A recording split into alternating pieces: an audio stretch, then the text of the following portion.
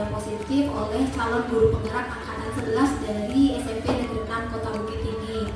Kemudian salawat dan salam untuk Nabi besar Muhammad SAW, Muhammad yang telah membawa kita dari alam jahiliyah kepada alam yang penuh dengan ilmu pengetahuan seperti saat sekarang ini. Terima kasih banyak kepada Bapak Ibu semua yang hari ini telah meluangkan waktunya untuk dapat hadir membersamai saya dan Ibu Yunita dalam acara diseminasi budaya positif pada kali ini. Nah, untuk pembukaan itu dimintakan penguatan dari Ibu Kepala Sekolah tentang kegiatan yang kita lakukan pada hari ini. Kepada Ibu Kepala, disilakan.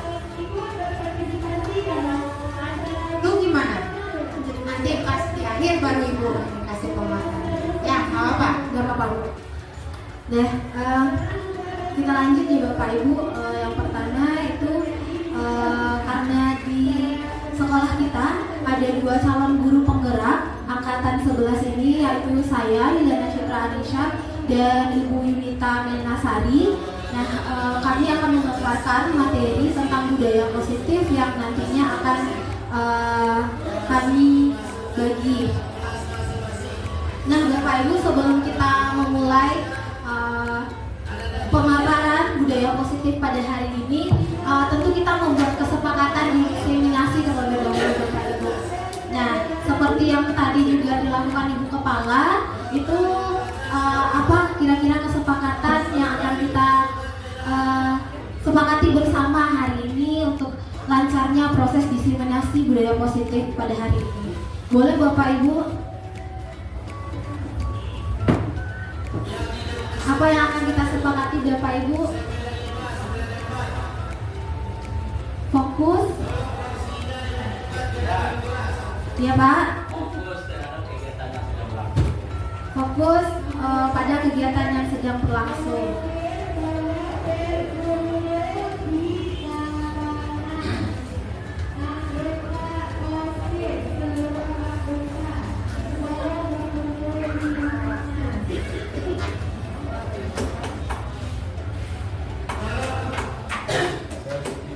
Ya, berarti kita sepakat di Bapak Ibu untuk sama-sama fokus dalam proses diseminasi kali ini.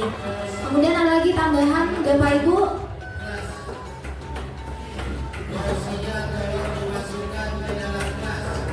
Iya, Bu Esi.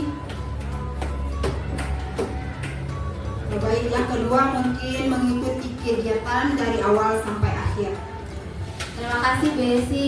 Jadi yang kedua itu mengikuti kegiatan praktik baik pada hari ini dari awal sampai akhir. Setuju ya Bapak Ibu ya? Nah, ada tambahan lagi Bapak Ibu? Ada lagi atau kita cukupkan dengan 2 kesepakatan pada hari ini? Sudah mencakup ya Bu ya. Nah, berarti Bapak Ibu untuk hari ini pada kegiatan diseminasi budaya positif itu ada 2 hal yang kita sepakati. Yang pertama itu fokus pada kegiatan yang berlangsung, kemudian mengikuti kegiatan ini dari awal sampai akhir, seperti itu.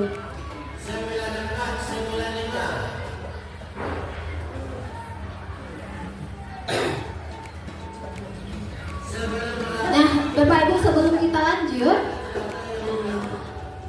boleh Bapak Ibu boleh berdiri semuanya terlebih dahulu. Oke. Ya, kita berdiri mungkin karena dari pagi sudah sampai dulu. Boleh saling berhadap-hadapan Bapak Ibu. Boleh saling berhadap-hadapan. Nah, di sini di slide Citra itu ada senyum 30 detik katanya. Nah, boleh dengan saling berhadap-hadapan itu. Ya, kita tersenyum, saling lihat teman kita di depan. Ya, saling lihat teman di depan, berikan senyum terbaiknya. Ayo Bapak Ibu, senyum terbaiknya diberikan kepada temannya yang di depan. Jangan pejamkan mata Bumi, dilihat mata temannya yang di depan ya. Ditatap Pak, ya. Nah,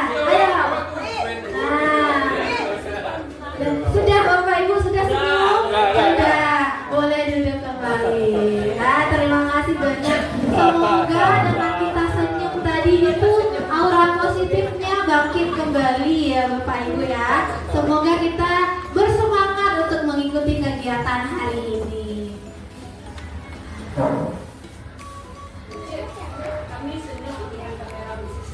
Aduh, luar biasa. Senyum itu perlu ya, ya. Warna pink, lampunya boleh bagi-bagi Mbak Siska. Nah, yang pertama Bapak Ibu yang akan Citra sampaikan yaitu tujuan pendidikan. Nah, menurut Ki Hajar Dewantara, tujuan pendidikan itu adalah menuntut segala kodrat yang ada pada anak-anak agar mereka dapat mencapai keselamatan dan kebahagiaan yang setinggi-tingginya sebagai individu ataupun sebagai anggota masyarakat. Bahwasanya anak itu telah memiliki kodrat pada dirinya masing-masing, memiliki potensi yang berbeda-beda. Nah, menurut Ki Hajar Dewantara lagi Bapak Ibu, kita sebagai guru itu diibaratkan sebagai petani. Kemudian anak didik kita itu diibaratkan sebagai tanaman atau tumbuhan yang kita tanam. Jadi tanaman itu kan berbeda-beda, ada jagung, ada padi. Nah, bagaimana kita cara menanam tanaman tersebut agar dapat menjadi tumbuhan terbaiknya? Kalau kita tanam jagung, bagaimana jagung itu tumbuh dengan baik, bagaimana padi itu tumbuh dengan baik. Nah, kemudian sekolah itu menjadi lahannya Bapak Ibu. Nah, Bapak Ibu kira-kira kalau bijinya bagus pas ditanam tapi lahannya tidak diolah, apakah akan baik tumbuh tanaman tersebut? Kurang. Bisa jadi tumbuh tapi dia kurang baik. Tapi ketika bijinya bagus, kemudian kita tanam dan kita rawat dengan baik, kita pupuki, kita kasih siangi rumputnya seperti itu, maka dia akan tumbuh dengan baik. Seperti itulah peserta didik Bapak Ibu.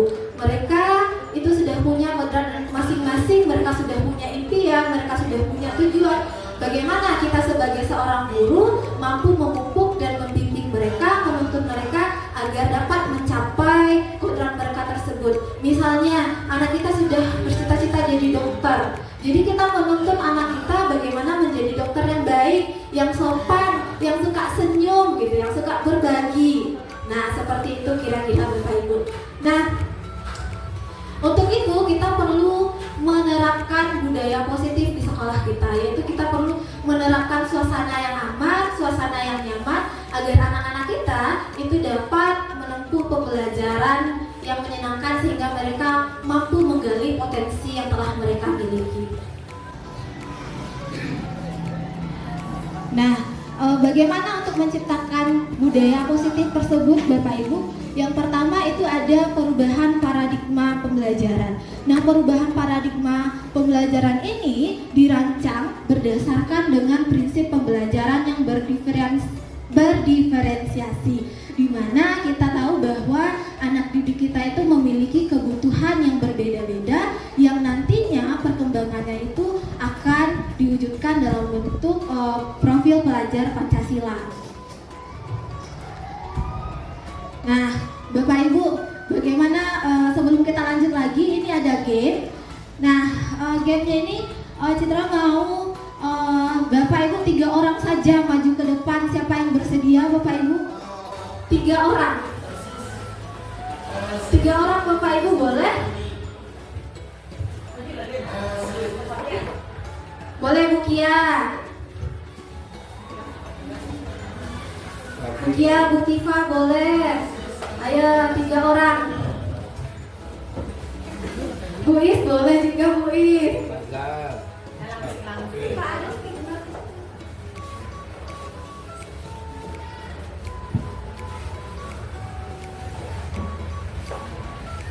Nah, boleh Bu Kia, Bu Is, dan Bu Tifa di sini. Nah, karena kita sudah punya volunteer 3 orang Bapak Ibu, ini sudah yang maju pertama. Citra butuh 3 lagi, ternyata tidak cukup 3. Butuh 3 lagi. Siapa yang Bapak Ibu? Bu Wit boleh, Bu Fia boleh, Bu Elvi boleh, Bu Elvi. Nah, ini sudah ada 6 ya Bapak Ibu ya. Nah, orang yang pertama, 3 orang pertama yang maju tadi itu akan Citra kasih kertas. Ya, boleh Bu Is. Bu Kia, Bu Is, dan Bu Tifa boleh menuliskan sesuatu yang sangat berharga bagi ibu-ibu di dalam kertas tersebut. Ya, boleh silakan ibu-ibu diisi. Ini penanya.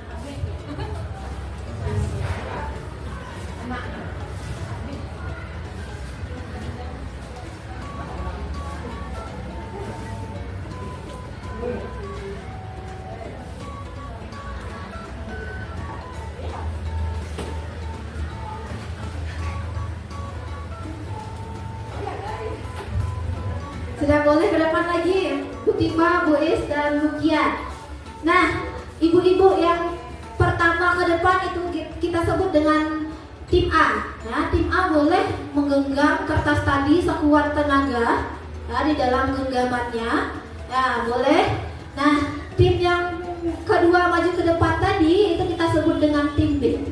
Nah, tim B itu berusaha untuk membuka genggaman dari tim A. Boleh membujuk, boleh merayu, menyuap, menggelitik boleh ya. Jadi tim B ini berusaha untuk membuka genggaman sesuatu yang berharga dari tangan tim A.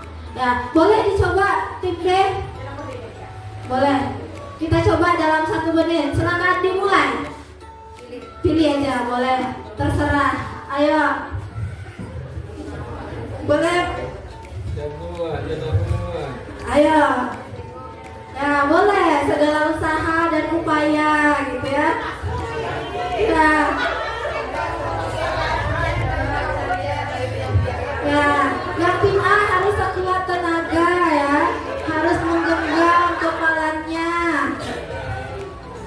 Nah.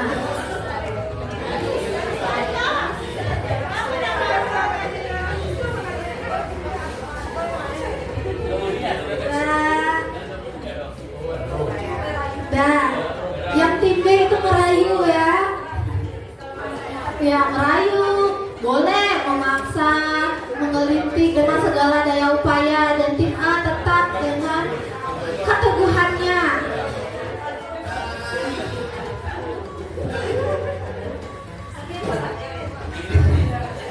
Kasih duit katakan kita. Dah cukup ibu-ibu ya. Nah, boleh tim B berdiri lagi di sebelah sini. Nah, tadi ibu-ibu tim A ada yang membuka tangannya? Tidak ada? Nah, kenapa tidak membuka tangannya? Boleh dari Bu Kia dulu.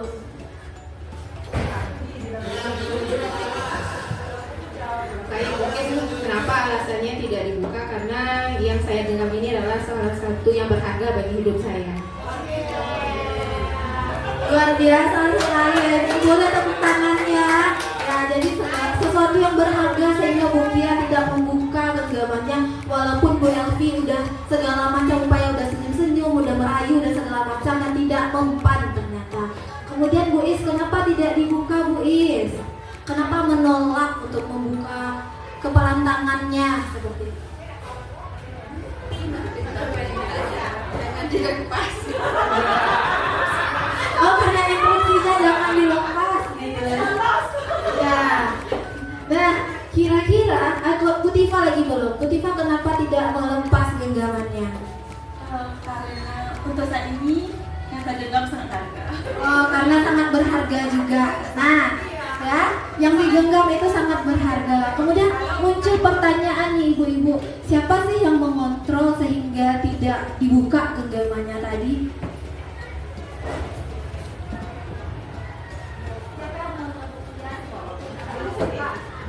Diri sendiri. Diri sendiri. Kalau Bu Is?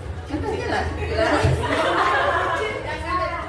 Pastinya jangan lepas. Oke, Tifa. Diri saya. Oke, nah, terima kasih ibu-ibu semua. Boleh kasih tepuk tangan dulu ibu-ibu. Jadi benar sekali yang diberikan oleh Bu Kia, Bu Is, dan Bu Tifa. Yang pertama itu bahwa kontrol itu terletak pada diri kita sendiri. Tidak ada yang bisa mengontrol kita kecuali diri kita sendiri. Tapi Bu Is bilang tadi, karena citra perintahnya tidak boleh buka, ya udah ibu nggak buka. Nah, itu berarti Bu Is sedang dikontrol oleh orang lain. Nah, Untuk selanjutnya boleh duduk dulu ibu-ibu. Nah, kita akan bahas perbedaan keduanya, itu ya ibu-ibu ya. Nah, yang tadi terjadi pada Bu Is itu kita sebut dengan ilusi teori kontrol. Ya, jadi kita menganggap selama ini itu guru bisa mengontrol murid. Dimana ketika murid kita melakukan kesalahan, kemudian kita menyuruhnya jangan seperti ini, harus begini, harus begitu, anak kemudian melakukan apa yang kita suruh. Padahal sebenarnya pada saat itu kenapa mereka mau melakukan apa yang kita suruhkan, itu karena mereka sedang membiarkan diri mereka dikontrol, Bapak Ibu. Ya, mereka sedang membiarkan diri mereka dikontrol oleh kita. Kemudian ada ilusi bahwa semua penguatan positif, efektif dan bermanfaat. Nah, penguatan positif ini berupa bujukan-bujukan. Nah, ayo begini. Nah, ayo baca. Nah, sebenarnya itu kita beranggap itu adalah positif, tapi tidak efektif juga karena itu motivasinya masih berasal dari luar diri si anak. Jadi belum dari dalam diri, sehingga itu tidak akan bertahan lama hal-hal yang seperti itu. Kemudian ilusi bahwa kritik dan membuat orang merasa bersalah dapat menguatkan karakter. Nah, kita juga Citra juga masih terbiasa seperti itu. Bapak Ibu mengkritik siswa, awak aja terlambat kata lambat lah. Nah, seperti itu. Nah, besoknya nggak terlambat lagi dia. Tapi ternyata dia melakukan hal tersebut karena takut sama gurunya, karena menghindari hukuman-hukuman yang kita berikan. Kemudian ilusi bahwa orang dewasa berhak untuk memaksa. Kita kan lebih dewasa dari murid-murid kita ya Bapak Ibu, sehingga kita beranggapan bahwa kita bisa mengontrol mereka dengan paksaan-paksaan yang kita beri, dan hal tersebut ternyata juga tidak efektif. Nah, untuk membangun budaya positif yang tadi Bapak Ibu, kita harus merubah paradigma dari stimulus respon, yaitu ketika kita melakukan sesuatu karena ada rangsangan, kepada teori kontrol. Yang pertama, pada stimulus respon itu realitas kebutuhan kita sama, menjadi realitas kebutuhan kita berbeda. Bahwasanya kebutuhan setiap orang itu berbeda. Tidak ada orang yang memiliki kebutuhan yang sama. Bahkan siswa satu kelas itu kebutuhannya beda. Bahkan kembar yang identik pun kebutuhan mereka akan berbeda, tidak sama. Kemudian semua orang melihat hal yang sama. Setiap orang memiliki gambaran yang berbeda. Kita harus tahu bahwa setiap anak itu memiliki impian, memiliki harapan yang berbeda-beda. Kemudian kita mencoba mengubah agar orang lain berpandangan sama dengan kita, menjadi kita berusaha memahami pandangan orang lain tentang dunia, bahwa sudut pandang segala sesuatu itu tidak sama Bapak Ibu. Kita harus bisa memahami sudut pandang si murid, ya, tidak hanya sudut pandang kita sebagai seorang guru. Kemudian perilaku buruk dilihat sebagai suatu kesalahan, menjadi semua perilaku memiliki tujuan. Bahwa kita harus yakin Bapak Ibu, setiap perilaku yang dilakukan anak, setiap tindakan yang dilakukan oleh anak itu memiliki alasannya. Ya, tidak mungkin anak berbuat sesuatu tanpa alasan di balik tindakannya tersebut. Kemudian orang lain bisa mengontrol saya, menjadi hanya saya yang bisa mengontrol diri saya. Ya, seperti yang tadi Bu Is dan Bu Tifa serta Bu Kia tadi, berarti Bu Is masih di stimulus respon, orang lain dapat mengontrol. Sejatinya diri kita hanya kita sendiri yang dapat mengontrol, tidak dapat dikontrol oleh orang lain. Ketika orang lain mengontrol kita, itu hanya ilusi. Kita sedang membiarkan diri kita dikontrol, seperti itu. Kemudian pemaksaan pada saat bujukan gagal, kolaborasi dan konsensus menciptakan pilihan-pilihan baru. Dan kita menciptakan komunikasi di sini Bapak Ibu. Komunikasi untuk mencari solusi dari permasalahan. Nah, kemudian yang terakhir itu ada model berpikir menang kalah. Nah, dari model berpikir menang kalah itu kita berpindah kepada model berpikir menang-menang. Bapak Ibu mungkin sering dengar win-win solution ya. Ya, win-win solution. Jadi kira-kira seperti itu, berpikir menang-menang ya, win-win solution.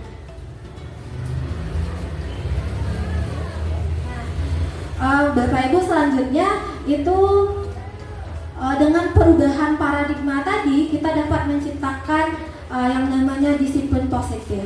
Nah, kalau mendengar kata disiplin itu biasanya erat kaitannya dengan peraturan. Ya, Pak Ibu ya, erat kaitannya dengan peraturan. Boleh Citra tanya dulu, menurut Bapak Ibu disiplin positif itu apa sih? Boleh Bu Herlin mungkin Bu.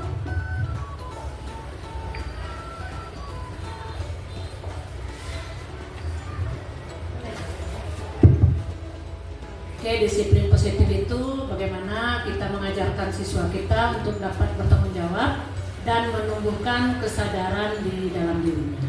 Oke, luar biasa Bu Herlin. Ada mungkin Bapak Ibu yang lain yang akan menambahkan apa sih itu disiplin positif? Oh, tidak ada. Baiklah, mungkin dari jawaban Ibu Herlin tadi, itu disiplin positif adalah cara mengajarkan murid agar bertanggung jawab terhadap dirinya sendiri, kemudian dapat menumbuhkan kesadaran dalam dirinya. Nah, disiplin positif ini erat kaitannya dengan nilai-nilai kebajikan, di mana ketika kita telah memahami nilai-nilai kebajikan, maka kita akan dengan sadar diri melaksanakan hal-hal tersebut, bukan terikat oleh peraturan lagi. Misalnya, kalau boleh Citra tanya, kita waktu COVID dulu pakai masker, kenapa ya Bapak Ibu? Sadar COVID berbahaya, ya. Berarti karena kita sadar tentang kesehatan, ada nilai kebajikannya yaitu kesehatan di sana. Karena kita sadar, maka kita memakai masker. Kemudian contoh lainnya, kira-kira kita keluar rumah naik sepeda motor pakai helm itu kenapa? Takut kena tilang. Oke Bu Esi, kenapa tadi Bu Esi? Untuk melindungi kepala, untuk keselamatan ya Bu Erlin ya, itu ya Bu Ayu, untuk keselamatan dan untuk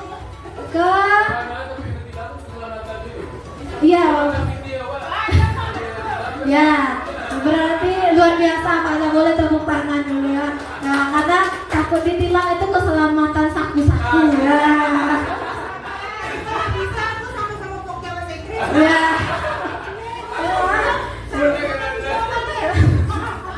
Ya, karena kita sadar ada nilai keselamatan di sana sehingga kita memakai helm ya.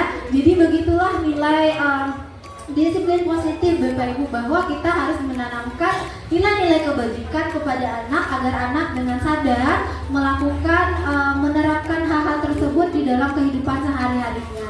Nah, sebagai pendidik itu nilai-nilai kebajikan yang telah kita ketahui bersama, yaitu nilai yang ada dalam profil pelajar Pancasila. Ya, ada 6 ya Pak Ibu ya. Ada bernalar kritis, ada mandiri, kreatif, gotong royong, bertakwa pada Tuhan Yang Maha Esa, berkebinekaan, global. Maaf ya Bapak Ibu nggak urut.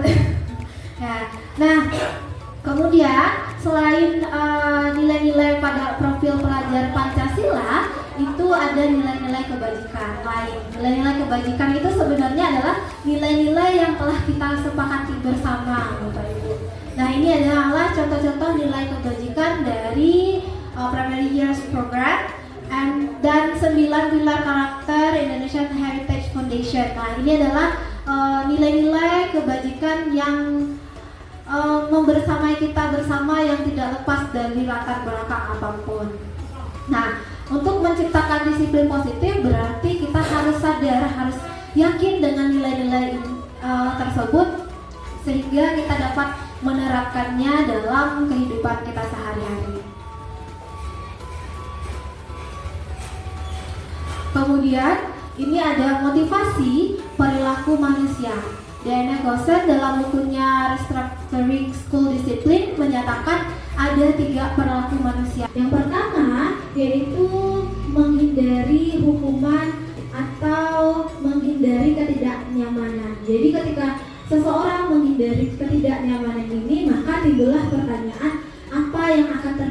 jika saya tidak melakukannya.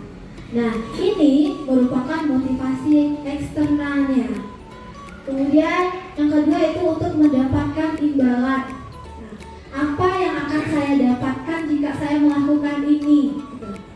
Ini dapat reward nih, ingin dipuji ya, dapat misalnya dikasih sesuatu sama gurunya gitu, sehingga dia mau melakukannya. Dan ini juga masih termasuk dalam motivasi eksternalnya. Kemudian untuk menjadi orang yang menghargai diri sendiri, yaitu saya menjadi orang seperti apa jika saya melakukannya. Maka yang ketiga ini adalah motivasi yang datang dari dalam diri kita sendiri. Nah, kemudian Citra punya pertanyaan di sini Bapak Ibu. Nah, hukuman dapat mendisiplinkan anak. Kemudian pemberian hukuman dengan hal positif seperti membaca atau membersihkan halaman sekolah dapat meningkatkan disiplin anak. Memberi penghargaan dapat meningkatkan motivasi belajar anak. Kira-kira benar atau tidak ini Bapak Ibu? Boleh Bapak Ibu, siapa yang akan menjawab? Ini, hukuman dapat mendisiplinkan anak. Boleh dari pertanyaan pertama kita jawab dulu. Hukuman dapat mendisiplinkan anak. Bagaimana pemikiran Bapak Ibu tentang pertanyaan pertama? Baik, Bu Citra mencoba menjawab dari yang tiga itu. Mungkin hukuman, pemberian hukuman, memberikan penghargaan mungkin bisa mendisiplinkan, tapi sifatnya sementara. Pada saat anak menginginkan sesuatu, mungkin ingin dipuji atau ingin aman supaya tidak mendapatkan hukuman dari gurunya, hanya itu. Jadi Pak, sama dengan yang dijelaskan Bu Citra tadi, itu faktornya lebih dari luar, tapi disiplin yang sebetulnya tidak bisa dilakukan dengan tiga cara ini. Jadi ini bisa mendisiplinkan tapi tidak permanen, tidak efektif. Yang efektif mungkin dengan cara menyadarkan diri mereka bahwa apapun yang mereka lakukan itu demi kebaikan mereka sendiri. Mungkin itu Bu Citra, terima kasih. Oke, terima kasih Bu Yesi. Mungkin ada tambahan dari Bapak Ibu yang lain tentang pertanyaan ini?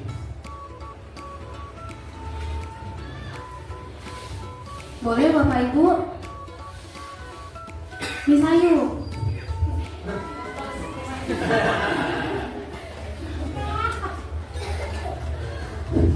Ini dari sisi sudut pandang yang lain ya Bapak Ibu, karena di lapangan bagi kami hukuman itu wajib ada. Contoh saya nih Bapak Ibu, karena pembina Paski, kami sering memberikan hukuman di lapangan. Bahasanya memang hukuman ya Miss Citra ya, tapi tentu hukuman itu punya tujuan. Yang pasti tujuan kami di lapangan itu membuat anak, yang pertama memaksa mereka mengerjakan hukuman yang nanti ada hubungan dengan fisiknya. Contoh mungkin Bapak Ibu melihat ngeri ini, disuruh datang terlambat, disuruh push up gitu ya. Sebenarnya bagi kami push up itu adalah salah satu bentuk pendidikan fisiknya tanpa mereka sadari. Kalau di dalam kelas saya sendiri juga pasti nih Miss Citra ngasih hukuman gitu, tapi sekarang beda polanya.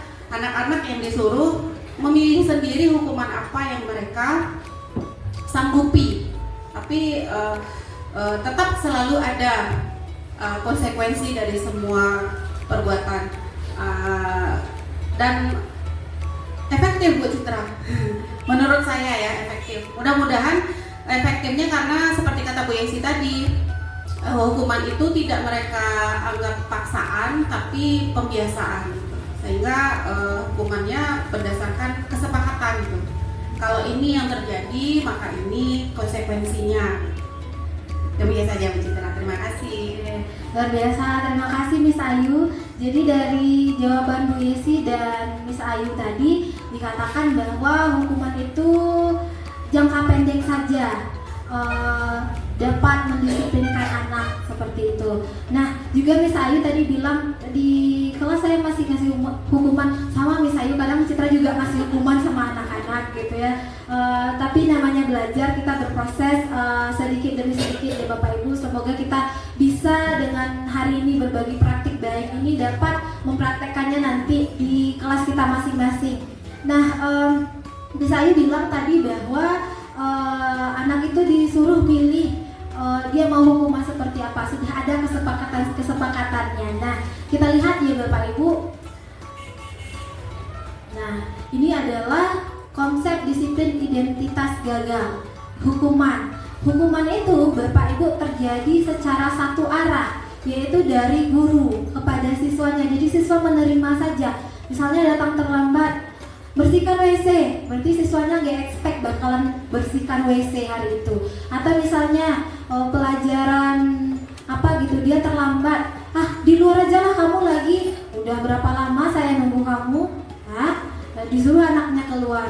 Kalau anaknya suka di luar, ya senang ya, karena itu yang dia mau sebenarnya. Jadi hukuman itu terjadi satu arah secara tiba-tiba dan siswanya tidak menyangka akan diberi hukuman seperti itu. Nah, konsepnya hukuman itu menyakitkan, ya. Hukuman itu menyakitkan bagi siswa dan membuat siswa tidak nyaman. Kemudian siswa itu juga merasa takut. Kemudian terjadi paksaan. Ya, ketika kita menghukum siswa, berarti siswa itu terpaksa melakukan apa yang kita suruhkan kepada mereka.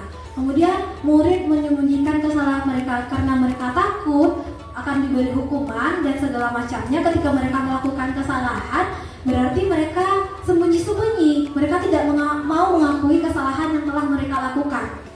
Kemudian murid menjadi rendah diri, ya, karena udah keseringan nih di ambo-kambo, jangan di tuanya ibu tuh di kanemerang saya taruh. Jadi murid merasa rendah diri karena hal tersebut. Kemudian kita berbicara tentang penghargaan atau reward, Bapak Ibu. Nah, Bapak Ibu sering kasih reward sama anaknya, sama murid-murid? Ada, Pak Anto? Tidak. Pak Zal ada? Ada. Enggak sering. Nah, kira-kira menurut Pak Zal kalau penghargaan itu efektif tidak, Pak? Pada siswa tertentu iya. Berarti ada yang tidak berhasil juga berarti ya Pak. Nah, sebenarnya Bapak Ibu penghargaan itu hampir-hampir sama dengan hukuman. Kenapa? Karena yang pertama penghargaan itu tidak efektif, ya, menciptakan ketergantungan pada murid. Kenapa? Karena ketika murid diberi penghargaan, mereka itu akan terus berharap diberi penghargaan lagi oleh gurunya. Jadi ketika gurunya nggak memberikan mereka penghargaan, maka akan hilang motivasinya untuk melakukan hal-hal tertentu atau untuk giat belajar, untuk mengerjakan tugas, mengerjakan PR dan segala macam. Karena sudah tidak ada lagi reward atau penghargaan dari gurunya. Jadi itu tidak efektif. Kemudian merusak hubungan. Nah, merusak hubungan itu timbul rasa iri dari teman-temannya yang lain. Ya, kenapa cuma dia terus yang dapat penghargaan? Karena biasanya ya Bapak Ibu ketika siswa itu diberi penghargaan, yang muncul ke permukaan itu lagi, iya atau tidak? Iya. Nah, jadi ketika siswa itu lagi yang muncul, maka timbul rasa iri dari teman-temannya yang lain. Nah, dan itu juga merusak hubungan, membuat siswa lain itu merasa rendah diri. Ya, kenapa kok saya nggak pernah ya dapat penghargaan? Kenapa kok saya tidak diberi penghargaan ya? Padahal saya sudah melakukan yang terbaik. Karena kan kalau memberikan penghargaan kita punya aturan-aturan. Kalau segini dapat ini, kalau ini dapat ini ya. Karena itu membuat siswa kita rendah diri karena mereka tidak mendapat penghargaan sehingga mereka berhenti mencoba. Nah, itu yang berbahaya ya Bapak Ibu.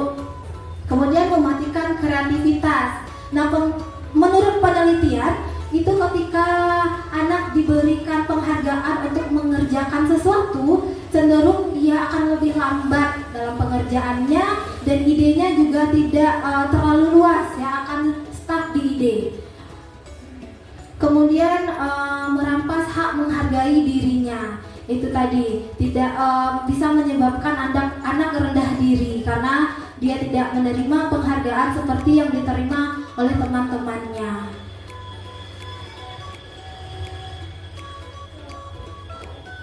Nah, ini Bapak Ibu, Al-Fiqh mengemukakan baik penghargaan maupun hukuman adalah cara-cara mengontrol perilaku seseorang yang menghancurkan potensi untuk pembelajaran yang sesungguhnya.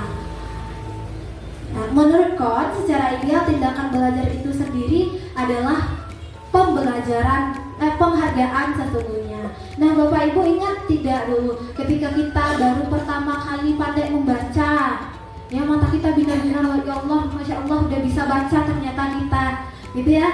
Dari binar-binar mata kita, dari kesenangan kita, itulah penghargaan yang sesungguhnya Bapak Ibu. Bukan karena kita ini dikasih 100.000 karena udah bisa baca, ya akan berbeda vibe-nya, akan berbeda perasaan yang kita dapatkan. Jadi proses belajar itu adalah penghargaan yang sesungguhnya. Nah, kemudian kita berbicara tentang konsekuensi. Nah, tadi Miss Ayu mengatakan kalau Miss Ayu itu disuruh anaknya pilih hukuman karena sudah ada kesepakatan sebelumnya. Nah, Miss Ayu itu kita sebut dengan konsekuensi. Nah, karena sudah disepakati dengan siswa sebelumnya. Kalau konsekuensi ini biasanya dia tertulis. Ya, karena sudah disepakati, kemudian kita tulis. Jadi anak tahu kalau misalnya dia terlambat 3 kali, dia akan dapat sanksi apa, seperti itu. Kalau tadi hukuman,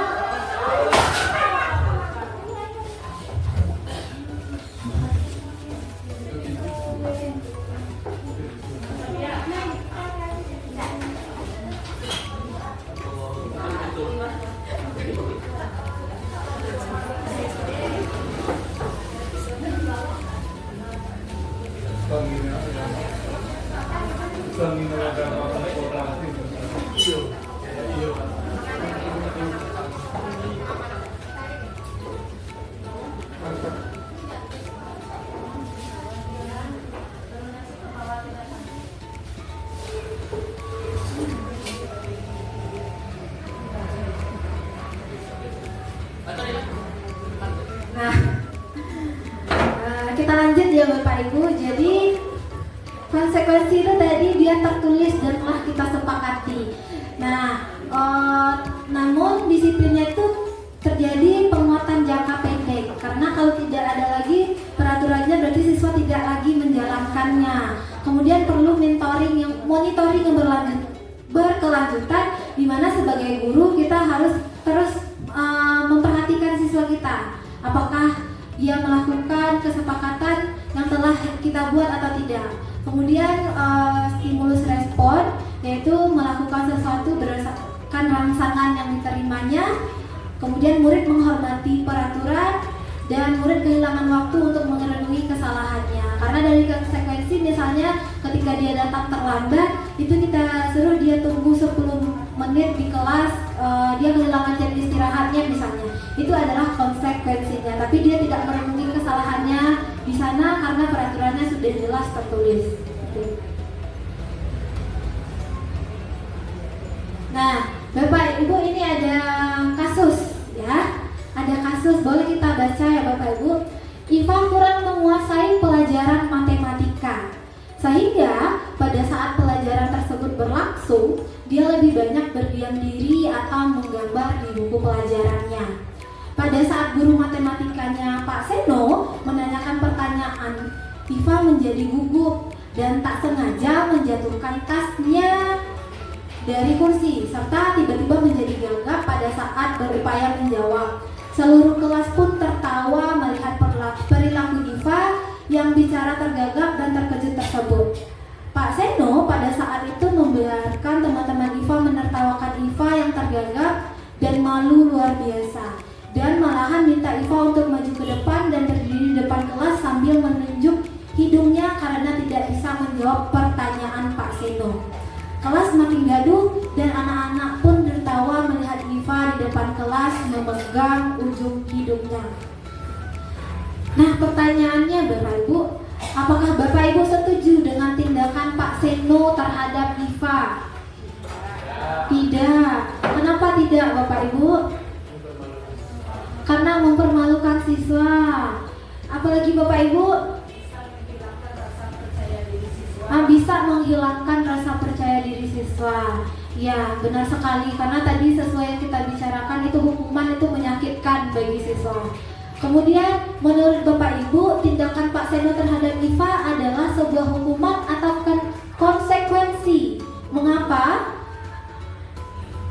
Nah, kira-kira apa yang dilakukan Pak Seno pada Iva itu hukuman atau konsekuensi Bapak Ibu? Hukuman. Kenapa kita sebut itu hukuman? Satu pihak saja.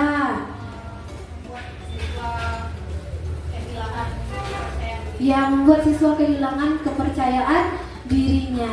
Ya, betul sekali Bapak Ibu, bahwa yang dilakukan Pak Seno kepada Iva itu adalah bentuk dari sebuah hukuman, di mana Pak Seno tadi yang pertama dia melakukan hukuman fisik dengan menyuruh Iva maju ke depan, menunjuk hidung Iva, itu yang pertama. Yang kedua, hukuman verbalnya, ayo maju ke depan. Ya, dengan itu membiarkan siswa lain mentertawakan Iva juga itu. Nah, Bapak Ibu, hukuman itu bisa bersifat dua ya Bapak Ibu, fisik dan non fisik, verbal, bisa dari kata-kata juga. Ya, dari fisik, kalau fisik misalnya disuruh push up atau apa gitu. Kalau verbal itu berarti dengan nyuruh ke depan, ayo maju ke depan, itu sudah merupakan hukuman karena Iva dipermalukan di depan kelas.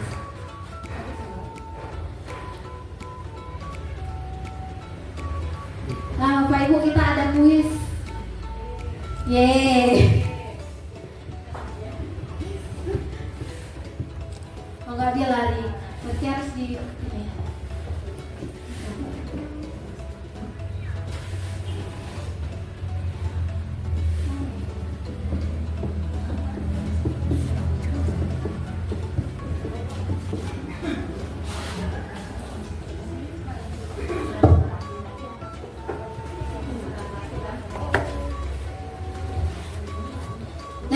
Bapak Ibu, kita kerjakan bersama saja ya Bapak Ibu. Mencatat 100 kali di dalam buku kalimat, saya tidak akan terlambat lagi karena terlambat ke sekolah. Ini hukuman apa? Sanksi? Hukuman? Hukuman. Sanksi, karena mencatat. Nah, karena sudah disepakati sebelumnya itu berarti. Kemudian lari mengelilingi lapangan basket 2 kali karena terlambat hadir di sekolah.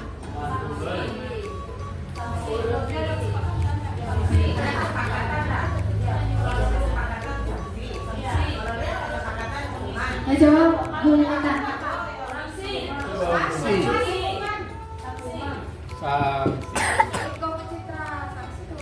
Ya, gimana Bapak Ibu, sanksi apa hukuman?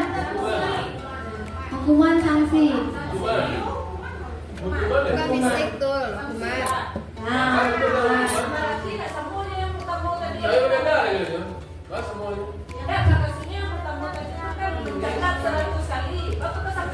Mungkin ada kesempatan sebelumnya.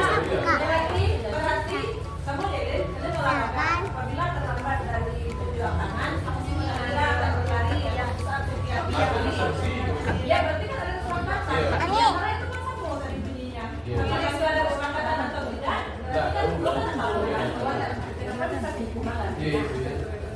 Nah, kita lanjut dulu Mbak ya. Lanjut dulu Wanita. Membersihkan coretan yang dibuat di meja. Sanksi.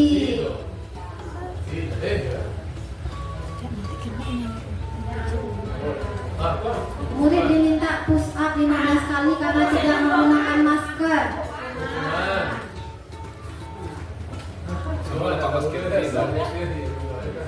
Menggantikan kertas tugas teman yang telah dicoret-coret.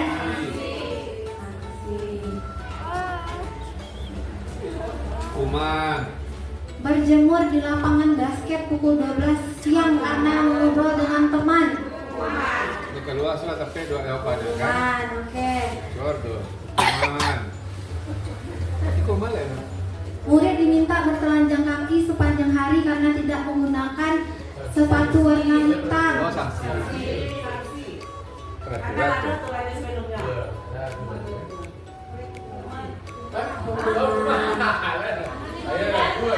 Kita lanjut dulu ya Bapak Ibu ya. Berdiri di depan kelas sambil mengangkat kaki. Satu, karena tidak bisa menjawab pertanyaan. Hukuman. Membersihkan tumpahan air di meja tulis karena tersenggol.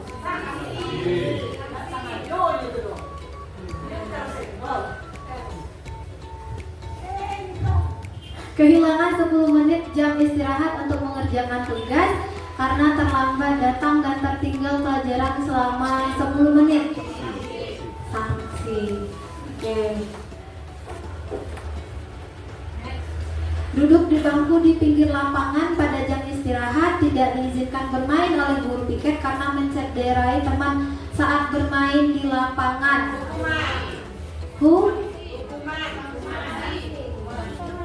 Sanksi tuh. Apa Mbak Ibu? Oh, sanksi. Sanksinya duduk di pinggir lapangan. Sanksi katanya Bu Yulita. Nah, terlambat hadir di pembelajaran daring 15 menit dan diminta untuk tinggal 15 menit sesudah kelas usai untuk membahas ketertinggalan pembelajaran. Sanksi, oke. Naik selari mengelilingi lapangan basket 2 kali karena terlambat 10 menit Oh, untuk itu pelajaran hukuman ya? PJOK. Sanksi, oke. Membersihkan WC karena mematahkan pensil kawannya. Sanksinya tuh. Nah, hukuman. Boleh diminta lagi Bu?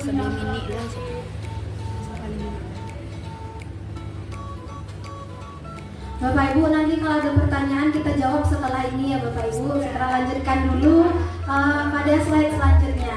Nah, konsep disiplin yang selanjutnya itu adalah pendekatan restitusi. Itu sebuah cara untuk menanamkan disiplin positif pada murid. Nah, restitusi sendiri itu adalah menciptakan kondisi bagi murid untuk memperbaiki kesalahan mereka sehingga mereka bisa kembali kepada kelompok mereka dengan karakter yang lebih kuat. Jadi pada restitusi ini anak mencoba mengevaluasi kesalahan yang telah terjadi pada diri mereka, seperti itu.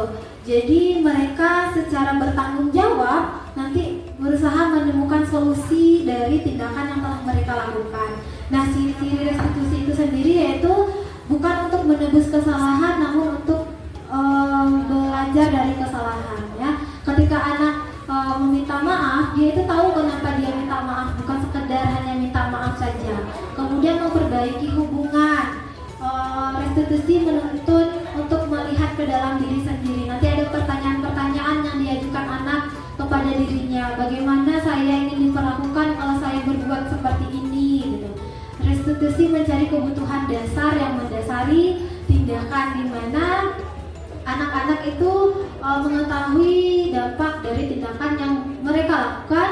Nah, restitusi adalah cara paling baik. Restitusi itu adalah cara paling baik untuk mengkritik diri sendiri, bukan mengkritik orang lain. Nah, William Glasser mengatakan bahwa orang yang bahagia adalah orang yang mengkritik dirinya sendiri, dan orang yang tidak bahagia adalah orang yang mengkritik orang lain. Jadi di sini dari restitusi agar kita bahagia adalah kita harus mengkritik diri kita sendiri, gitu ya Bapak Ibu ya.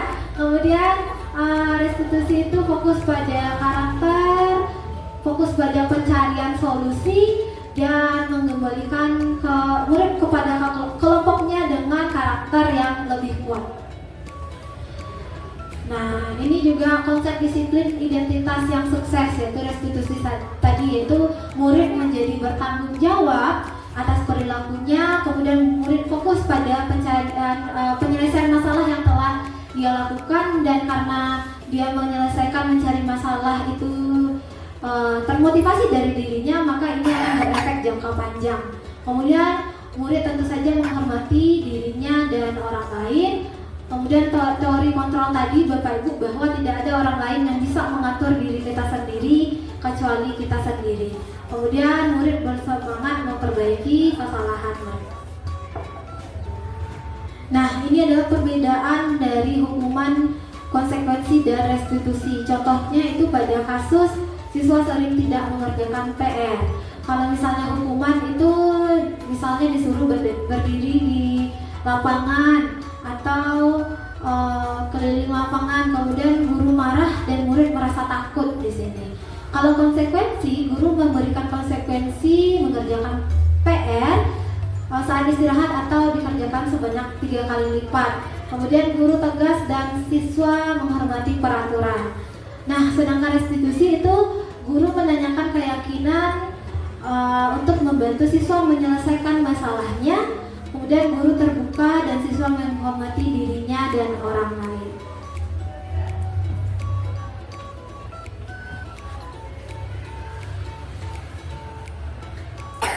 Nah, Bapak Ibu, tadi kita sudah berbicara tentang hukuman, konsekuensi, dan restitusi.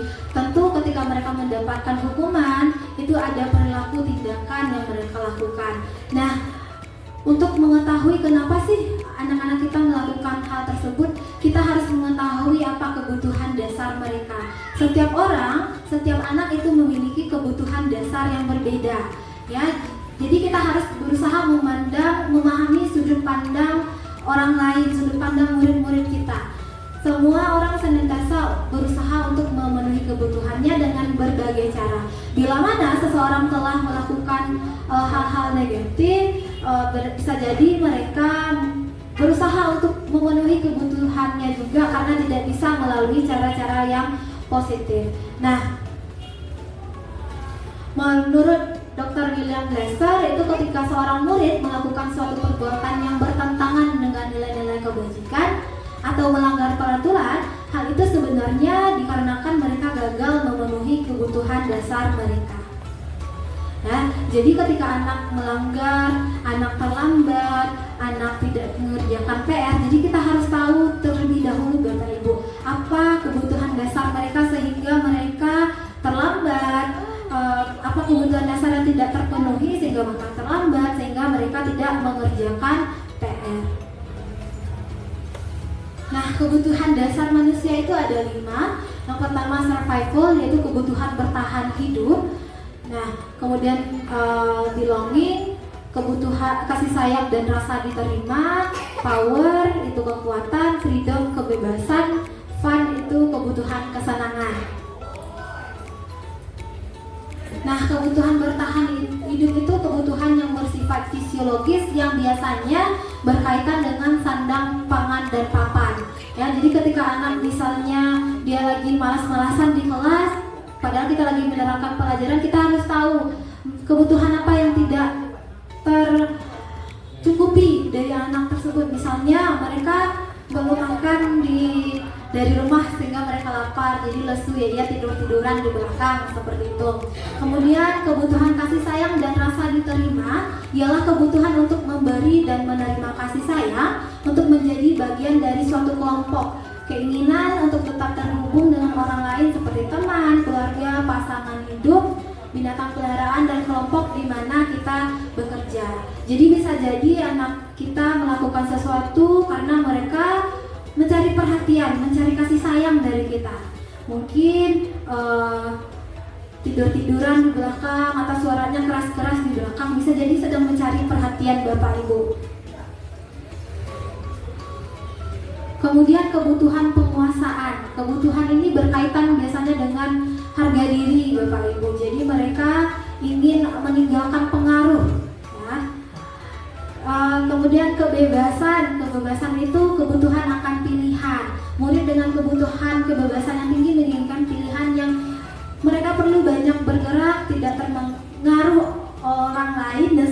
mencoba hal baru dan menarik.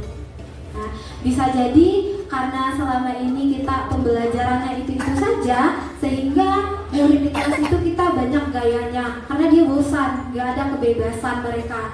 Ya, kemudian kesenangan, kebutuhan untuk merasa senang, bermain dan tertawa. Murid juga berkonsentrasi tinggi kalau mereka mengerjakan hal yang mereka sukai. Nah, ini ada kasus lagi Bapak Ibu. Nah, Ibu Ria, guru kelas 6 di SD Permai, sedang bingung menghadapi ulah salah satu murid di kelas bernama Agus. Beberapa anak telah datang dan mengeluhkan Agus yang seringkali meminta bekal makan siang mereka dengan paksa. Jika Anda menghadapi situasi seperti Ibu Ria, apa yang akan Anda lakukan? Menurut Anda, kira-kira apa alasan Agus melakukan hal tersebut? Jadi Bapak Ibu, kalau seandainya kita jadi Ibu Ria, apa yang akan kita lakukan dalam kasus Agus ini? Bagaimana Bapak Ibu? Apa yang akan kita lakukan? Ya, jadi kita mencari tahu dulu kebutuhan Agus itu apa. Ya, jadi kita bertanya gitu. Ya, misalnya Ibu Ria ya, Miss Citra.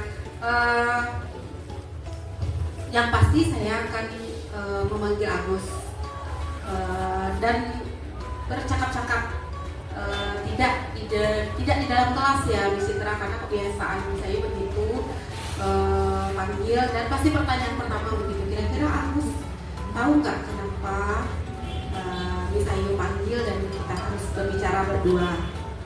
Karena menurut saya Agus melakukan hal itu dengan sadar dan sengaja. Cuman alasan nih yang nggak tahu. Dan sebagian besar anak-anak yang melakukan kesalahan dengan sengaja itu kan anak-anak cerdas ya, Citra. Dan salah satu penyebabnya utama itu pasti mereka ingin diperhatikan atau mereka memang butuh alasan untuk bisa bertemu dengan kita. Yang jelas bagi Miss Ayu ini bukan karena Agus kelaparan gitu ya. Karena ada kebutuhan dasarnya yang belum terpenuhi. Bisa jadi ada sesuatu, bisa jadi di rumah. Tapi kalau lihat dari kasusnya ini kebanyakan anak-anak yang dari rumahnya belum terpenuhi ini kebutuhannya. Iya, betul sekali saya. Iya. Nanti penanganan lebih lanjutnya tentu berdasarkan hal apa yang disampaikan oleh Agus. Jika itu hanya untuk cari perhatian, berarti itu bisa selesai dengan Miss Ayu dan Agus saja gitu ya, diberikan pengertian. Tapi jika itu melibatkan kebutuhan dasar Agus yang tidak selesai dari rumah, tentu sebagai guru dan wali kelas harus ada komunikasi lagi dengan orang tua. Tidak untuk membahas kesalahan Agus ini gitu, tapi untuk mencari tahu hal apa yang tidak terpenuhi dari rumah, dan tentu saja itu harus ada andil orang tua di dalam sana. Gitu Miss Citra, terima kasih. Terima kasih Miss Ayu, luar biasa sekali. Nah, jadi kita harus memanggil Agus ya Miss Ayu ya, menanyakan apa sih kebutuhan yang tidak terpenuhi dari Agus. Dan Miss Ayu tadi luar biasa sudah melakukan hal seperti itu, yaitu menanyakan kebutuhan apa kira-kira yang tidak terpenuhi dari Agus, mungkin dari rumahnya. Ya betul sekali Miss Ayu. Itu mungkin kalau kita menilik kelima-lima kebutuhan dasar tadi, kita bisa bertanya, yaitu mungkin Agus lapar, ya orang tuanya tidak menyiapkan bekal. Kalau dari kebutuhan survivalnya tadi, kebutuhan bertahan hidupnya, sehingga dia minta bekal temannya. Kemudian kasih sayang dan butuh diperhatikan itu karena Agus ingin dapat perhatian dari teman atau guru-gurunya. Kemudian power tadi, penguasaan, karena Agus merasa berkuasa nih kalau bisa minta bekal dari temannya, merasa bangga. Seperti itu ya Miss Ayu. Kemudian mungkin itu kebebasan. Jadi si Agus ini bosan, bekalnya itu aja dari orang tuanya, sehingga dia menarik nih bekal temannya yang lain sehingga diminta. Yang terakhir itu mungkin Agus iseng aja untuk kesenangan pribadi, dia senang nih melihat teman-temannya terganggu seperti itu. Nah, jadi jika kita menghadapi masalah yang sama Bapak kita harus memahami kebutuhan dasar apa yang tidak terpenuhi dari anak didik kita. Nah, ini adalah posisi kontrol. Kira-kira ini ada posisi kontrol. Yang pertama ada penghukum, pembuat rasa bersalah, teman, manajer, dan pemantau. Kira-kira Bapak Ibu selama ini masih jadi posisi yang mana? Pembuat rasa bersalah. Oke, Citra juga masih seperti itu. Bapak Ibu yang lain, posisi yang mana? Manajer, luar biasa Bu Esi ya. Nah, penghukum, Citra pun kadang-kadang masih pada posisi penghukum Bapak Ibu. Kadang juga bisa jadi teman, kadang jadi pemantau, dan kalau manajer kayaknya masih dalam proses ya, masih dalam tahap karena masih belajar di guru penggerak ini bahwa ada posisi manajer, posisi kontrol seorang guru. Nah, nanti ini akan dibahas lebih lanjut oleh Bu Yunita. Selanjutnya itu ada keyakinan kelas.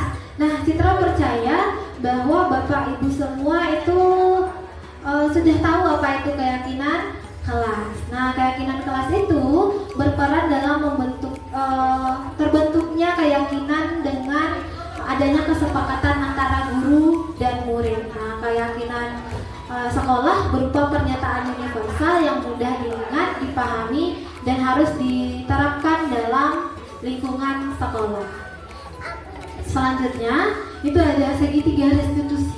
Tadi kita sudah membahas apa itu restitusi. Nah, sekarang itu ada lagi yang namanya segitiga restitusi, yaitu yang tadi Bu Yesi bilang beliau sudah berperan sebagai manajer. Nah, dalam segitiga restitusi ini guru itu berperan sebagai manajer dalam penyelesaian masalah siswa menggunakan segitiga restitusi melalui 3 tahapan, yaitu yang pertama menstabilkan identitas, validasi tindakan yang salah, menanyakan keyakinan. Nah, tujuannya adalah menghasilkan murid yang mandiri dan bertanggung jawab. Jadi mereka bisa menemukan solusi dari tindakan atau kesalahan yang mereka lakukan. Seperti itu Bapak Ibu. Nah, terima kasih Bapak Ibu. Selanjutnya Citra serahkan kepada Ibu Yunita.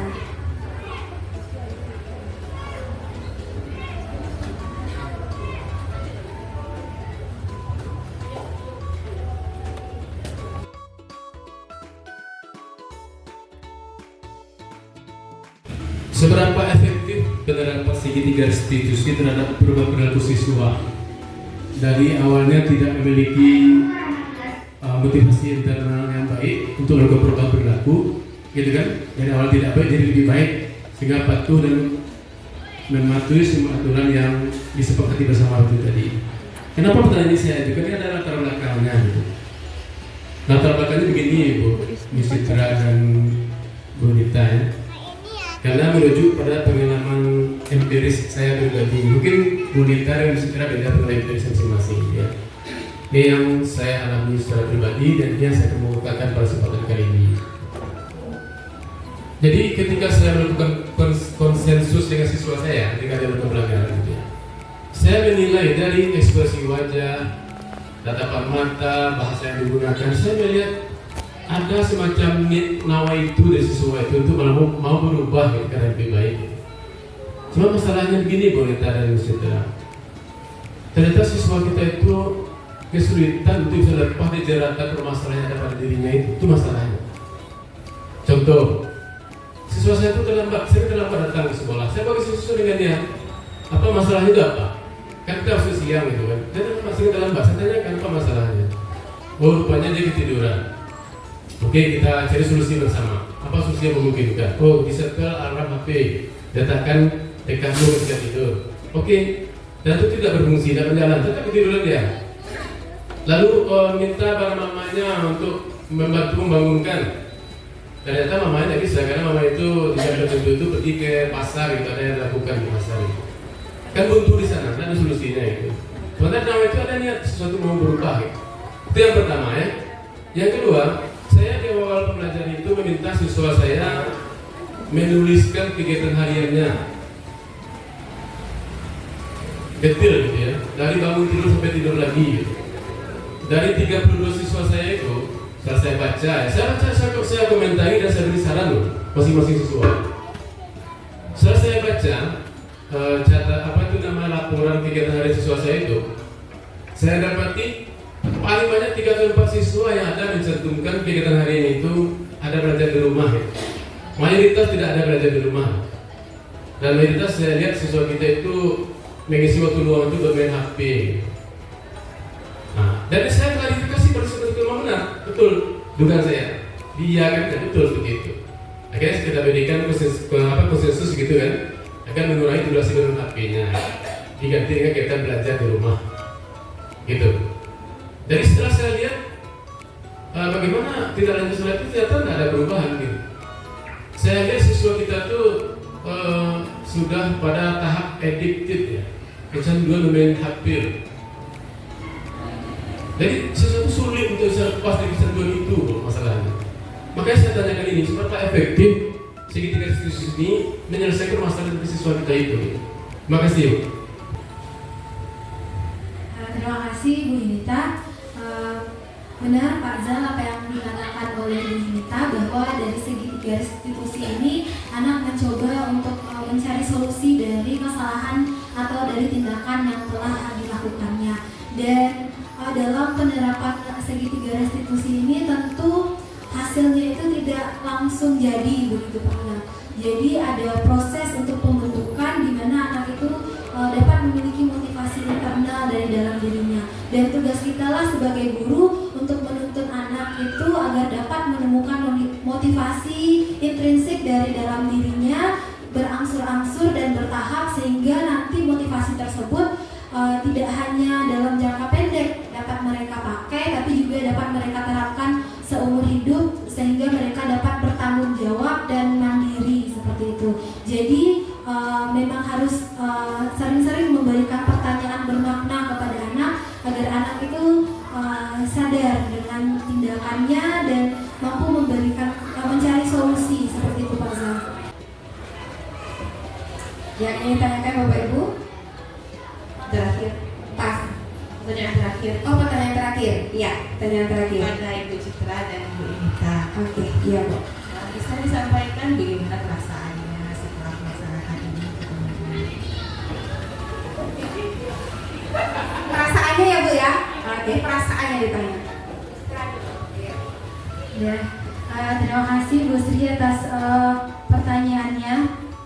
Bagaimana perasaan Citra hari ini setelah menyampaikan diseminasi budaya positif, berbagi praktik baik?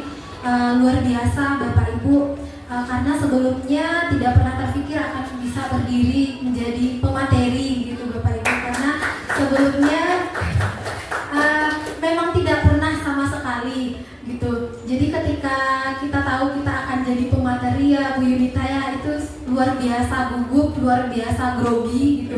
Aduh gimana ya nanti, apakah akan lancar, apakah akan sukses. Jadi seperti itu Bapak Ibu. Dan alhamdulillahnya melalui guru penggerak ini Citra diberi kesempatan untuk dapat berbagi di depan ibu-ibu semua, walaupun ilmunya masih sedikit, karena yang sedikit itu kalau dibagi dia akan tambah banyak, bukan begitu ya ibu-ibu ya Bapak.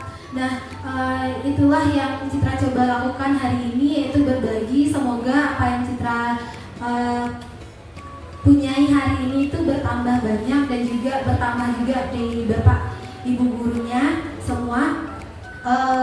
Dan juga ternyata setelah mempelajari budaya positif ini, ternyata tugas sebagai guru itu gak gampang ya. Tugas sebagai guru itu luar biasa Bapak Ibu, karena di tangan kita lah masa depan anak didik kita.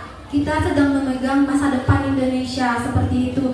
Jadi setelah mempelajari budaya positif, nilai-nilai kebajikan dan filosofi Ki Hajar Dewantara juga, visi guru penggerak dan sebagainya, itu luar biasa. Ternyata masih banyak hal-hal yang kurang dari diri Citra sebagai seorang guru. Jadi lewat guru penggerak ini, insya Allah walaupun nanti misalnya kalau misalnya PPG kan ada hasilnya ya Bu ya, dapat sertifikasi dan segala macam. Dari sini insya Allah itu dapat ilmu yang luar biasa yang nanti akan membekali Citra sebagai guru untuk membimbing, untuk menuntun anak didik kita agar mampu menjadi masa depan yang cerah bagi Indonesia. Tentunya nanti akan membanggakan kita juga sebagai guru. Mungkin itu perasaan Citra hari ini, Bapak Ibu. Terima kasih. Karena tadi Citra yang membuka kegiatan kita hari ini, ya Bapak Ibu, tentu Citra juga yang akan menutup. Sebelum kita menutup kegiatan hari ini, marilah kita dengarkan dulu penguatan dari Ibu Kepala Sekolah, karena penguatan dari beliau tentu sangat berarti juga bagi kami calon guru penggerak di SMP 6 Negeri Bukit Tinggi. Kepada Ibu disilakan. Terima kasih Citra dan Mita. Dua kata yang Ibu bisa sampaikan. Terima kasih. Luar biasa.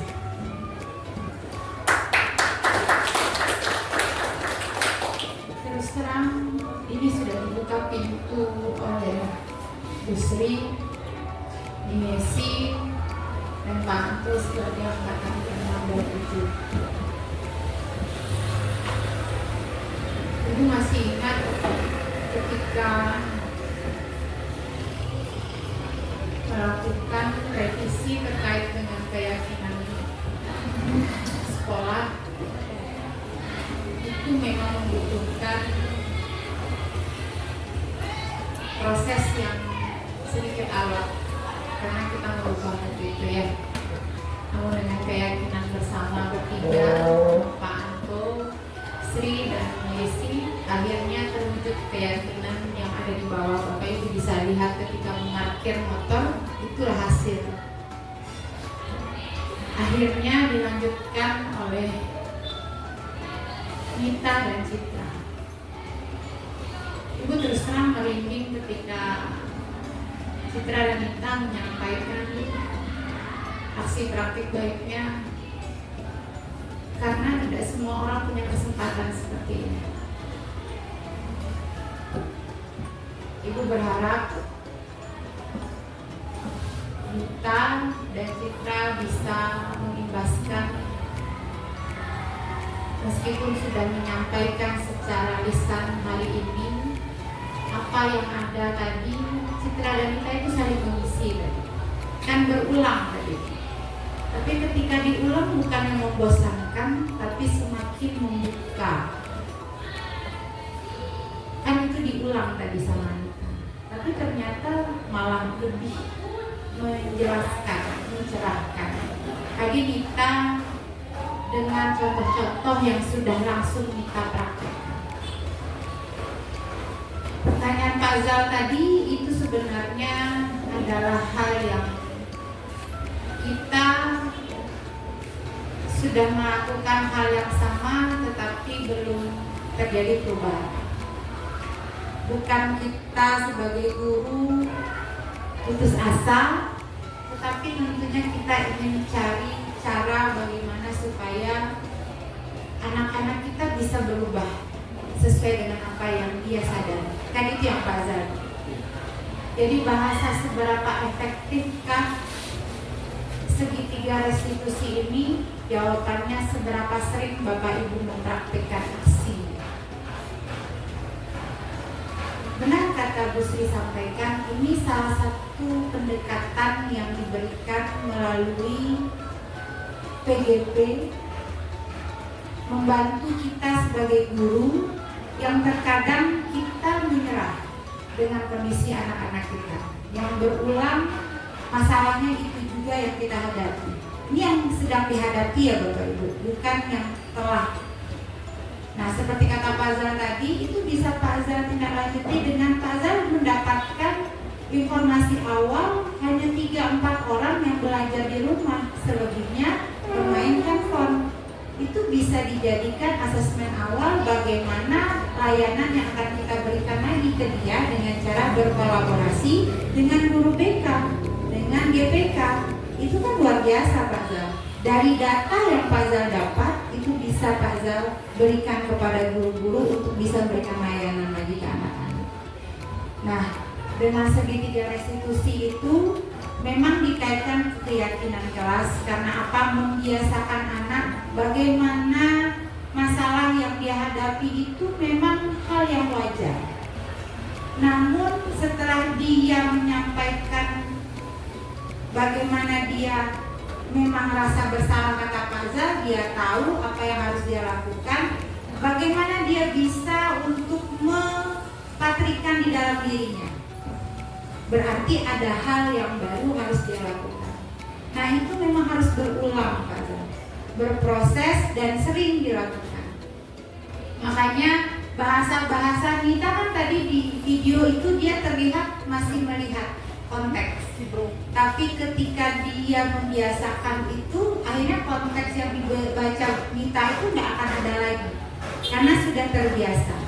Jadi akhirnya Fazal secara tidak langsung, guru-guru yang sudah mempraktekkan segitiga restitusi jadi tahu trik-triknya, apa yang harus diberikan ke anak dan bagaimana anak bisa menyadari.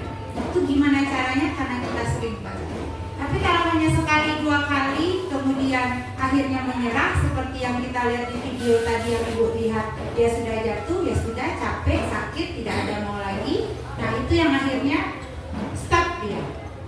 Tapi kalau kita terus berulang, insya Allah, nah kita dibantu dengan adanya segitiga restitusi.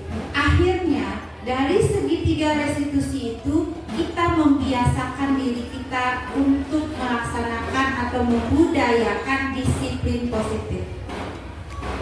Nah itu tuh bahasanya tuh bahasa yang baik, positif, kebajikan. Nah itu bahasanya kebajikan yang diambil tadi. Jadi makanya kenapa ada segitiga restitusi yang tidak pernah lepas. Itu salah satu pendekatan. Dan ini bisa dilakukan oleh semua guru. Jadi bukan hanya gawainya guru BK saja dengan pendekatan konselingnya, konseling individual, konseling kelompok, bimbingan kelompok, bimbingan satu lagi Bu Sri, responsif. Ya, jadi terima kasih sekali lagi kepada Rita dan Citra. Teruslah belajar, teruslah bertumbuh dan berkembang. Terima kasih sudah menggerakkan kami. Terima kasih akhirnya kami tergerak. Mudah-mudahan kita bisa bergerak bersama ya Bapak Ibu. Jadi akhirnya moto tergerak, bergerak dan menggerakkan itu memang membumi di pendidikan kita, khususnya di SMP Negeri 6 Kota Bukit Tinggi. Terima kasih banyak Bapak Ibu semua atas kesulitan Bapak Ibu yang saling, di bahasa Anita tadi Ibu lihat di sini ada saling belajar, saling terikat dan saling berhubung satu sama lain. Karena Bapak Ibu ingin belajar satu sama lain, saling belajar, akhirnya kita terikat. Beranjak awal dari Siko, balik itu mengikat. Itu contohnya tuh. Pak Zar, Pak Anto, Pak Ferry datang kembali ke sini. Ibu Diadi Vera yang mungkin sudah menyandang tas, tapi karena ada keterikatan terhubung satu sama lain, akhirnya bisa bertahan di sini.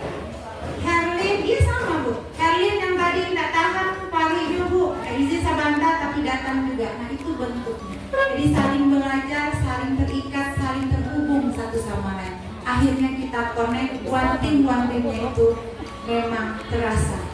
Terima kasih banyak Bapak Ibu semua. Kita bisa ambil hikmahnya. Semakin mudah-mudahan nanti angkatan 12, ini masih banyak ini angkatan 12 yang akan melanjutkan lagi. Jadi kita tidak lupa. Angkatan 6 ada, angkatan 7 ada, angkatan 9 ada, 12. Jadi kita selalu diingat-ingatkan, diulang-ulang dengan progres yang baru. Ya Bapak Ibu ya. Nah sedikit Ibu tadi ketika Mas Citra dengan genggaman tangan tadi, Ibu tipenya tipe Bu Is itu. Yang memang apa kata disuruh ya itu dia. Itulah beda generasi kata Ibu tadi. Generasi Bu Is dan generasi Saskia dan Tifa memang berbeda. Tazkiyah Tifa itu generasi Z. Jadi kalau generasi Z itu memang dia, itu hebatnya generasi Z ini Bapak Ibu. Dia dirinya komitmennya nomor 1 dia nggak mau dengar orang. Tapi kalau kita Bu Niis, memang kalau disuruh tuh bakal ya, di pangan. Nah, buang enggak. Nah itu tuh, jadi tipe Ibu memang sama dengan Bu Desi. Ibu akan mengikuti, tapi dengan mendengarkan dari posisi kontrol respon tadi, itu memang harus kita rubah. Tidak bisa kita sesuai dengan apa yang kita dengar, kita ikuti kontrol. Kasihan. Oke, terima kasih banyak. Ibu akhiri, wabillahi taufiq wal hidayah. Assalamualaikum warahmatullahi wabarakatuh.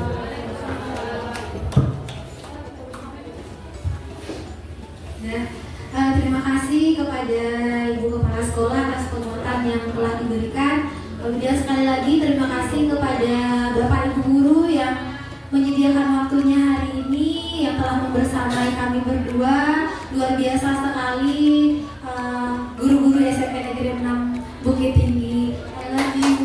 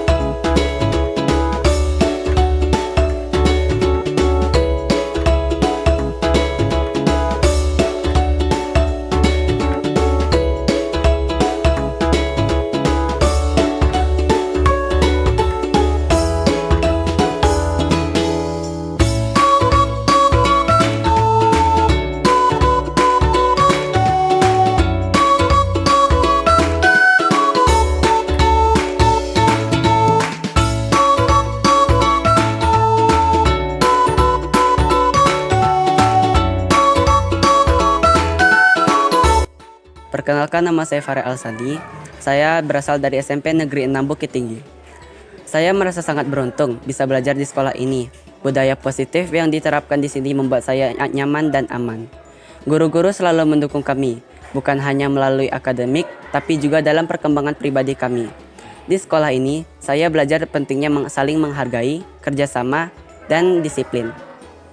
Semua teman-teman saya juga membuat saya saling terbuka dan saling mendukung satu sama lain, sehingga membuat kami menjadi individu yang lebih baik. Saya merasa sangat bangga bisa menjadi bagian dari sekolah ini, yang memiliki budaya positif seperti itu.